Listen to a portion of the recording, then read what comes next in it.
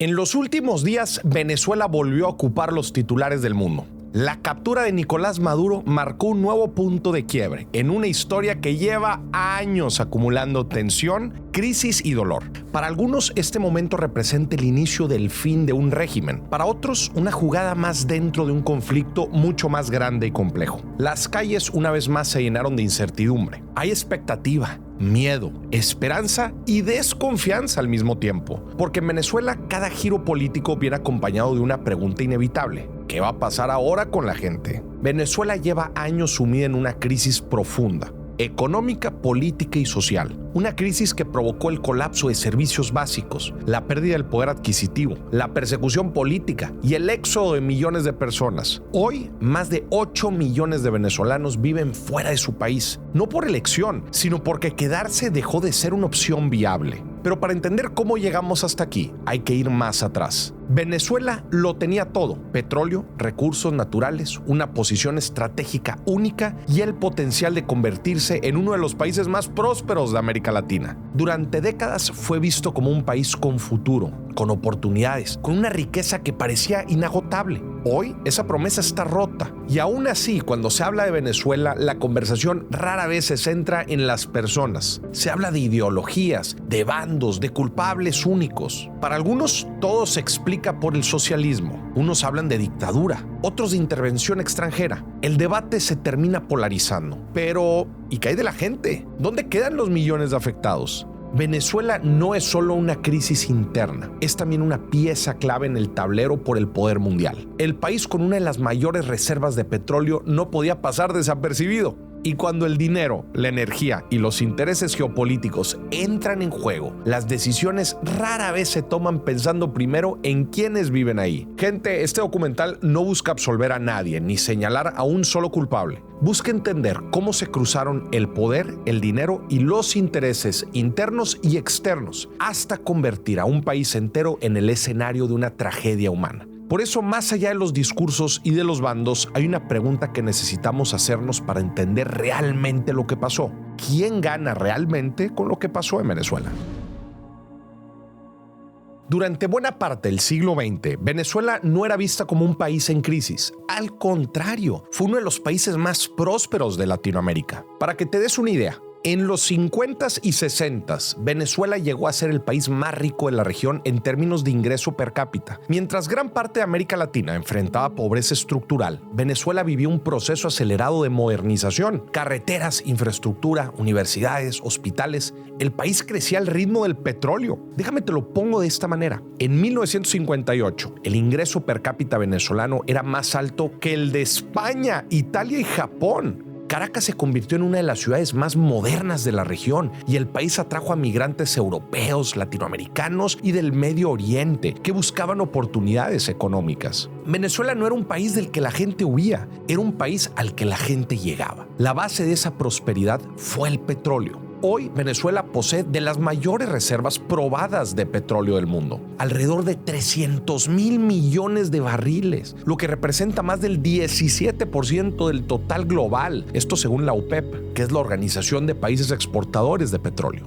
Esa riqueza convirtió al país en una potencia energética y en un actor estratégico a nivel mundial. Por décadas, más del 90% de las exportaciones venezolanas dependían del petróleo. En algunos periodos, hasta el 95% de los ingresos en divisas del país provenían de este solo recurso. El Estado controlaba directamente esa riqueza a través de la empresa petrolera nacional, Petróleos de Venezuela. Esto creó un modelo muy específico, un Estado rentista, que no dependía de los impuestos de sus ciudadanos para financiarse, sino de renta petrolera. Y cuando un gobierno no depende fiscalmente de su población, la rendición de cuentas empieza a debilitarse. Pero el petróleo no solo define economías, define relaciones de poder. Durante gran parte del siglo XX y principios del XXI, Estados Unidos fue el principal socio energético de Venezuela. Por mucho tiempo importó entre 500,000 y 1 millón de barriles diarios de petróleo petróleo venezolano, esto dependiendo del periodo. Para Estados Unidos, Venezuela no era un país lejano ni irrelevante, era una fuente estable, cercana y estratégica de energía. Y aquí aparece un punto clave. La política exterior de Estados Unidos históricamente ha estado fuertemente ligada a la seguridad energética. Con esto me refiero a que pueda garantizar el acceso a petróleo barato y estable. Y claro, esto ha sido una prioridad constante, no solo en Medio Oriente, sino también en Latinoamérica. Ojo, esto no significa que cada acción de Estados Unidos tenga una sola motivación, pero sí significa que la defensa de la democracia y los intereses económicos suelen caminar juntas. Cuando el modelo político venezolano empezó a tensarse y cuando el control del Estado sobre el petróleo se volvió más cerrado y más ideológico, la relación con Estados Unidos comenzó a deteriorarse. No solo por diferencias políticas, sino porque estaba en juego quién controlaba una de las mayores reservas de energía del planeta. A partir de los años 2000, la relación de Venezuela con el resto del mundo empezó a cambiar de forma significativa. Con la llegada de Hugo Chávez al poder en 1999, el país adoptó un proyecto político distinto al que había tenido durante décadas. Venezuela comenzó a alejarse del eje tradicional de Estados Unidos y empezó a construir alianzas con otros actores internacionales como Cuba, Rusia, China e Irán. Al mismo tiempo, el petróleo dejó de ser únicamente un producto de exportación y pasó a convertirse en una herramienta política. El Estado utilizó la industria petrolera para financiar proyectos internos, sostener alianzas regionales y ejercer influencia internacional. Programas de suministro energético preferencial y acuerdos bilaterales reforzaron ese papel de petróleo como instrumento de poder. En el plano interno, el control del Estado sobre la industria petrolera se profundizó. Petróleos de Venezuela perdió autonomía técnica y operativa, y su gestión se alineó cada vez más con objetivos políticos. Paralelamente, el poder político se fue concentrando, debilitando contrapesos institucionales y reduciendo los espacios de rendición de cuentas. Desde fuera, Venezuela dejó de ser vista únicamente como un proveedor estable de energía y comenzó a percibirse como un país con enormes recursos estratégicos, pero con una dirección política cada vez más centralizada y menos predecible. En geopolítica, la incertidumbre alrededor de recursos clave no solo es un riesgo económico, también es un factor político. La fragilidad de ese modelo quedó expuesta en el 2014, cuando el precio del petróleo cayó de más de $100 por barril a menos de $40. En cuestión de meses, el principal ingreso del país se desplomó. El gasto público se mantuvo. El margen de maniobra desapareció y las tensiones acumuladas comenzaron a estallar. Venezuela quedó atrapada en una ecuación peligrosa. Un Estado con enorme poder, una economía dependiendo de un solo recurso y una riqueza estratégica que generaba presiones constantes, tanto internas como externas. Nada de esto explica por sí solo lo que vino después, pero sí establece el punto de partida. Venezuela no colapsó porque fuera un país pobre, colapsó siendo un país rico. Un país que lo tenía todo y que precisamente por eso comenzó a construir las condiciones de su propia fragilidad. Después de la caída del precio del petróleo en el 2014, la economía venezolana entró en una espiral descendente. Entre el 2013 y el 2020, el tamaño de la economía se redujo en más del 70%, una de las contracciones más profundas registradas en tiempos de paz. Claro, la inflación se salió de control. En el 2018, Venezuela entró oficialmente en hiperinflación. Los precios se duplicaban en cuestión de semanas. El salario dejó de tener sentido. Trabajar ya no garantizaba comer. Al mismo tiempo, la producción petrolera colapsó. De producir cerca de 3 millones de barriles diarios a finales de los 90, el país cayó por debajo del 1.000.000 de barriles diarios. Con menos petróleo y menos ingresos, el Estado perdió capacidad para importar alimentos, medicinas y productos básicos. La escasez se volvió parte de la vida cotidiana. Hospitales sin insumos, farmacias vacías, cortes de luz y agua. En ese contexto, la presión internacional aumentó. Estados Unidos y otros países impusieron sanciones económicas y financieras, dirigidas principalmente al gobierno y a la industria petrolera. El objetivo era obvio, presionar por cambios políticos, solo que el efecto real fue más complejo. Las sanciones limitaron el acceso a financiamiento y agravaron una economía que ya estaba profundamente debilitada. La crisis había comenzado antes, pero las sanciones la hicieron más profunda. Ambas cosas pueden ser ciertas al mismo tiempo. Y una vez más, la gente pagó el precio. A medida que la economía se hundía y la tensión política crecía, la represión dejó de ser puntual y se volvió estructural. Pero tras las elecciones presidenciales del 2024, Venezuela entró en una fase de represión abierta y acelerada. En julio del 2024, el Consejo Nacional Electoral proclamó la reelección de Nicolás Maduro sin mostrar las actas completas. La oposición denunció fraude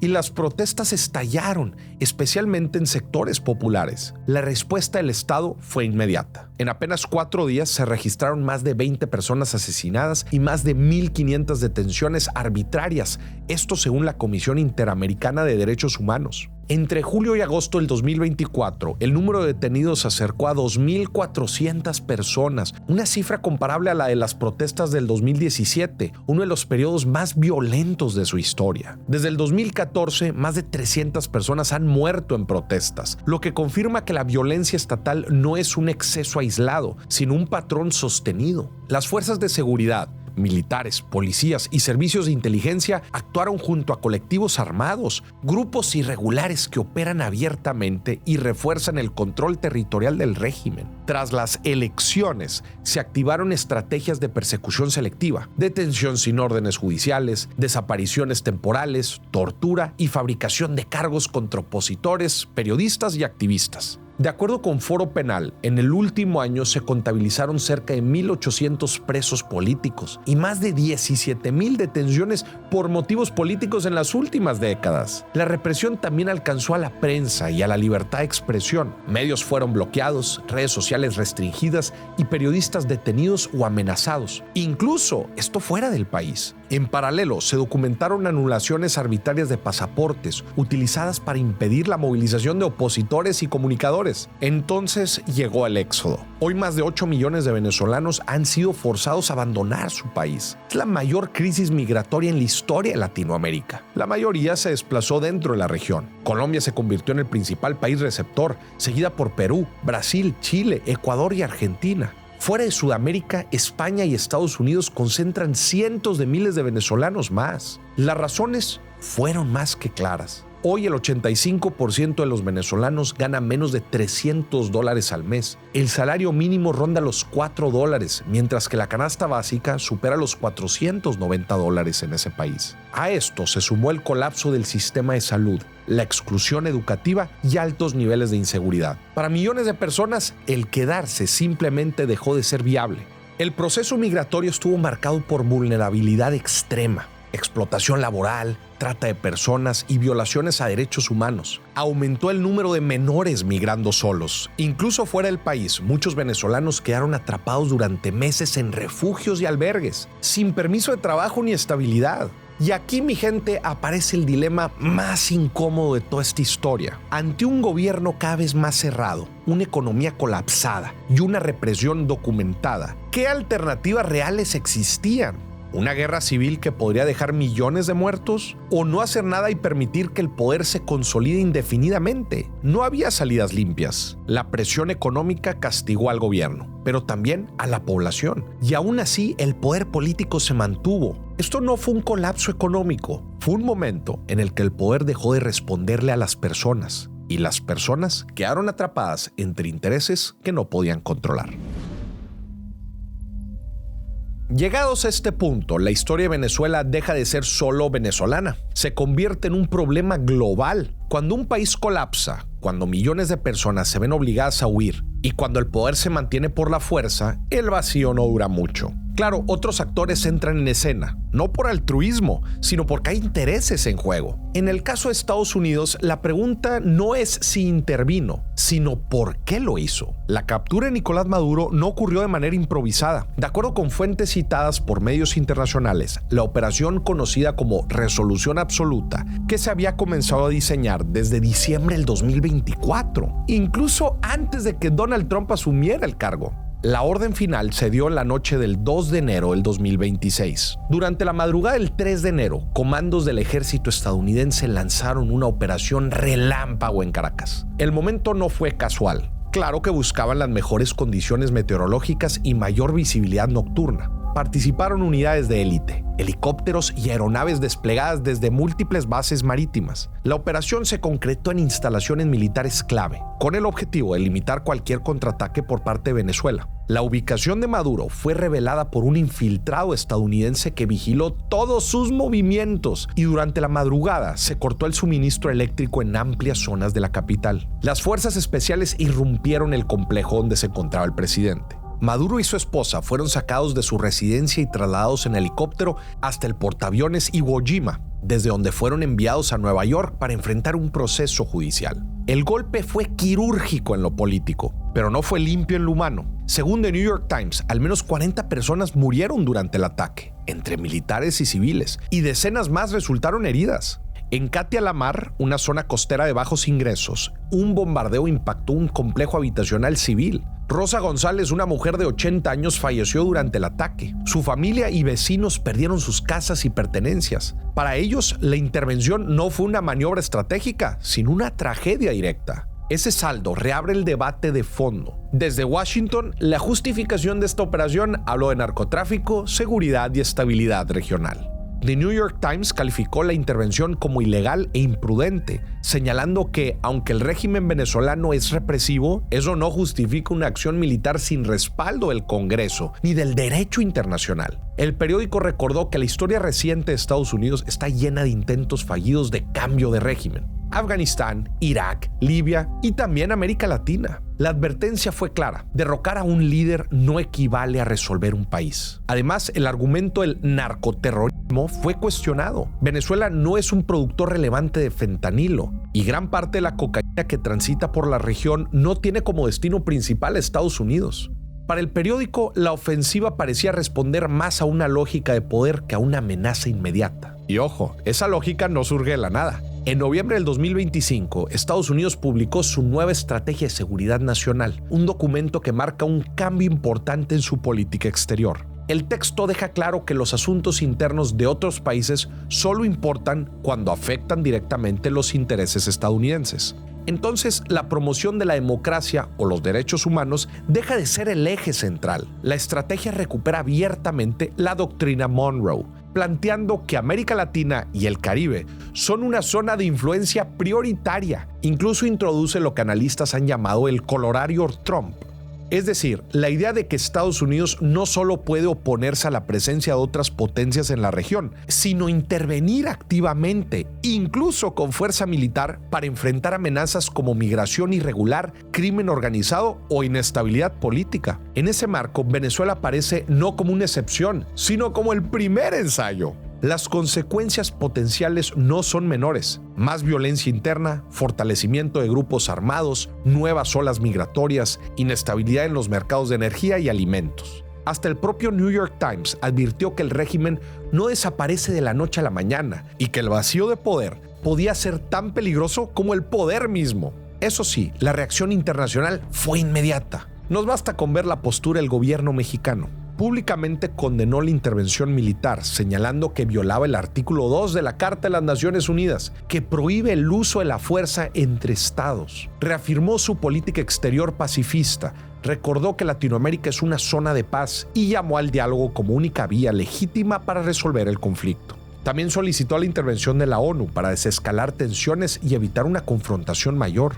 Gente, sin duda esto deja algo en evidencia muy pero muy incómodo.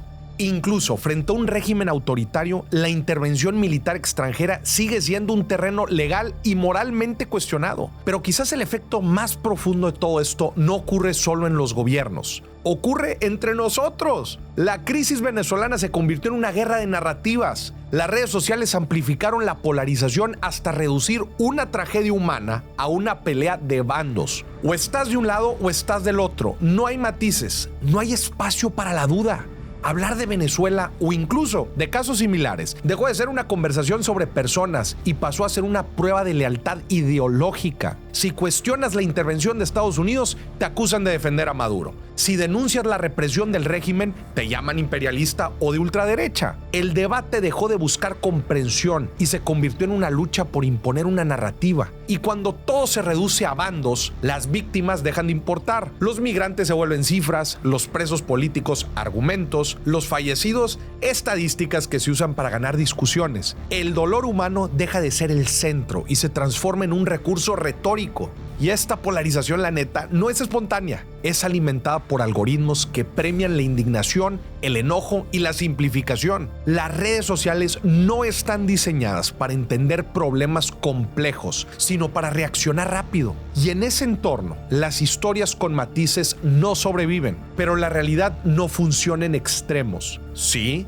es posible denunciar la represión del régimen venezolano y al mismo tiempo cuestionar una intervención militar ilegal. Sí, es posible exigir democracia sin justificar el uso de la fuerza. Sí, es posible rechazar el autoritarismo sin aceptar el imperialismo. Cuando perdemos esa capacidad, señoras y señores, dejamos de pensar y empezamos simplemente a repetir. Y mientras el debate ideológico se radicaliza en Internet, la vida real sigue ocurriendo lejos de los reflectores, en fronteras colapsadas, en familias separadas, en países que se convierten en escenarios de disputa. En este video no busco decir que una parte tenga toda la razón, busco recordar algo aún más incómodo, que cuando el dinero, la geopolítica y el poder se colocan por encima de las personas, los países dejan de ser sujetos y se convierten en escenarios. Y Venezuela, mi gente, hoy es uno de ellos. Llegados a este punto, lo que sigue no es celebrar, ni aplaudir, ni voltear la mirada.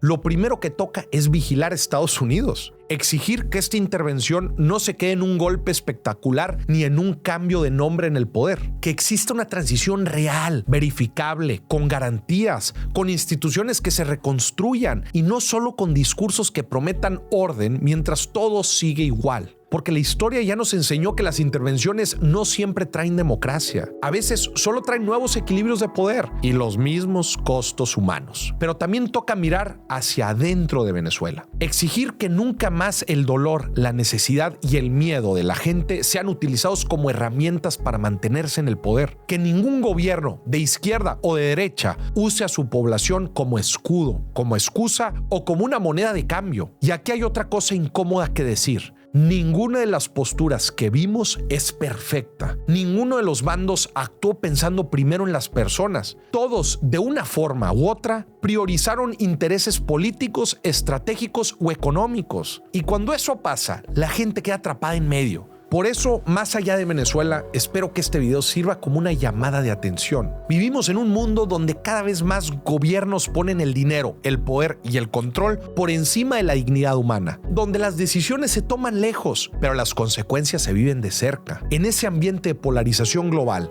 de nuevo, amplificado por redes sociales, se vuelve casi imposible hablar sin ser etiquetado. Si criticas el imperialismo, te dicen que defiendes dictaduras. Si denuncias la represión, te acusan de querer guerras. Todo se reduce a bandos. Y cuando eso ocurre, dejamos de ver a las personas que viven todo esto en carne y hueso. Preferimos imponer nuestras ideologías a través de una pantalla, estando a miles de kilómetros de distancia del conflicto. Nos toca hacer lo contrario, gente. Nos toca seguir informándonos, seguir investigando, desconfiar de las narrativas simples y no creer todo lo que vemos en internet solo porque confirma lo que ya pensamos. Nos toca exigir mejores gobiernos y mejores gobernantes aquí y en cualquier parte del mundo. Pero sobre todo nos toca volver a ver al otro, a la persona que perdió su casa, a la familia separada, al migrante que salió no por ambición, sino por necesidad. Porque mientras sigamos divididos, mientras sigamos peleando por bandos, los que ganan no son los pueblos, ganan los que usan el conflicto para acumular más poder y más dinero. Espero que nunca más los intereses personales de los partidos o de los gobiernos, sean estos internos o externos, se impongan sobre la soberanía, la dignidad y el bienestar de una nación entera. El dinero nunca jamás va a importar más que las personas. Con este video, mi gente, deseo de todo corazón que el pueblo venezolano, gente trabajadora y de bien, pueda por fin alcanzar la paz, la estabilidad y el desarrollo que desde hace años se merecen. Que los millones de venezolanos que se vieron obligados a dejar su país